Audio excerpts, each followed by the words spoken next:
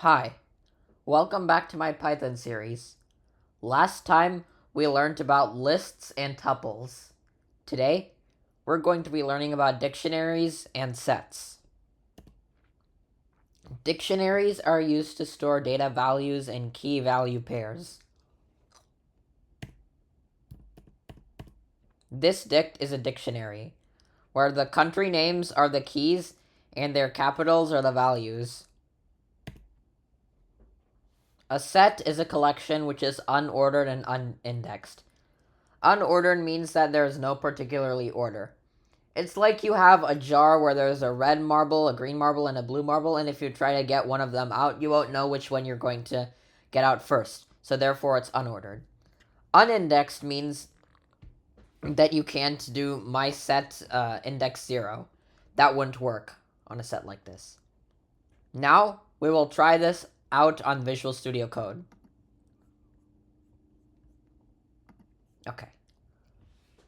First, creating a dictionary. This dictionary here, student, keys are name, age, and major, and the values are Alice, 20, and computer science. So, where to print the original dictionary? And yeah, it works. It's over here. So, now to access values by key. Name, student name, and age, student age. They're being printed. Here, the name is Alice and the age is 20. Now, to modify a value, you do student square bracket age equals 21. And then we're going to print, after modifying age, student. Here it is. Now, to add a new key value pair, you need to do student square brackets year. Here we're doing year since we don't have year as a key yet, and its value is junior. So here it is. Now to remove items.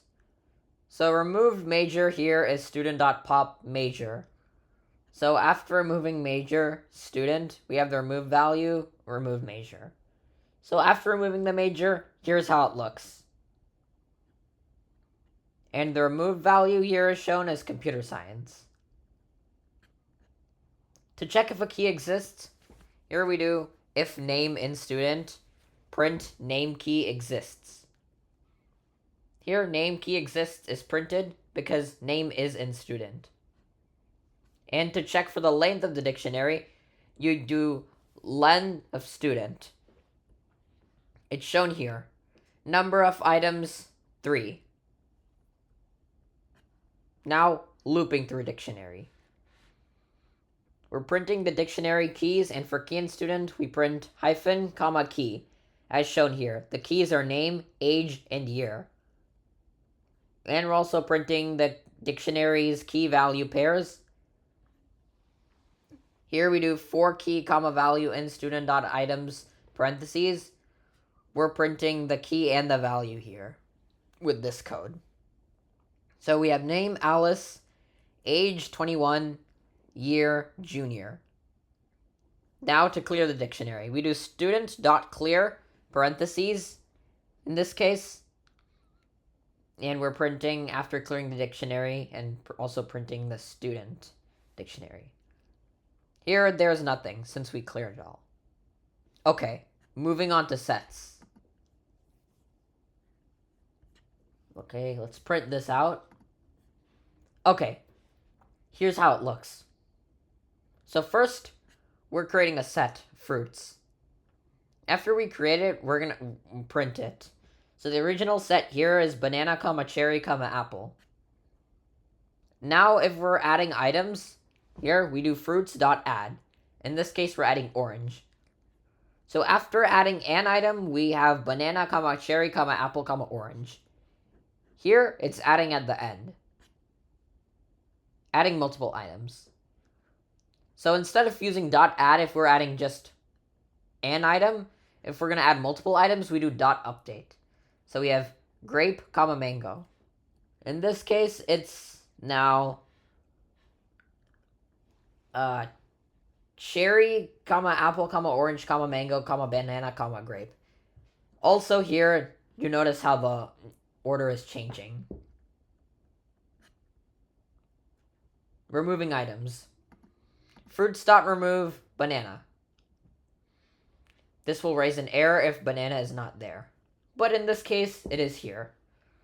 And after removing banana, it's now cherry, apple, orange, mango, grape. And we also fruits dot discard pair.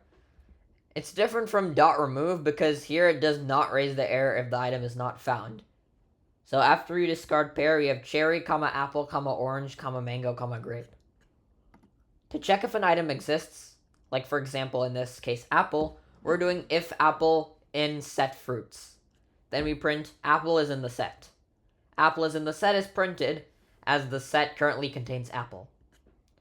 To check for the length of the set, we do number of items here, and then we're also doing len of fruits. In this case, it is 5. Looping through a set.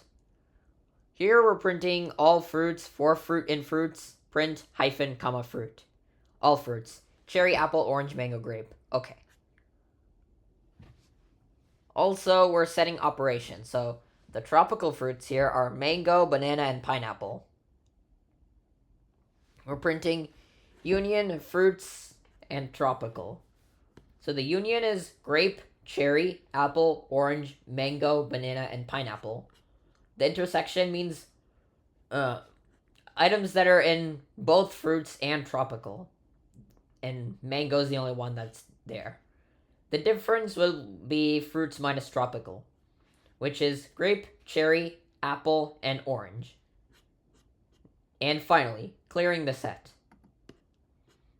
Fruits.clear, and after clearing the set fruits, we don't have anything else here. Okay, now that we're done working with Visual Studio Code, back to the slides.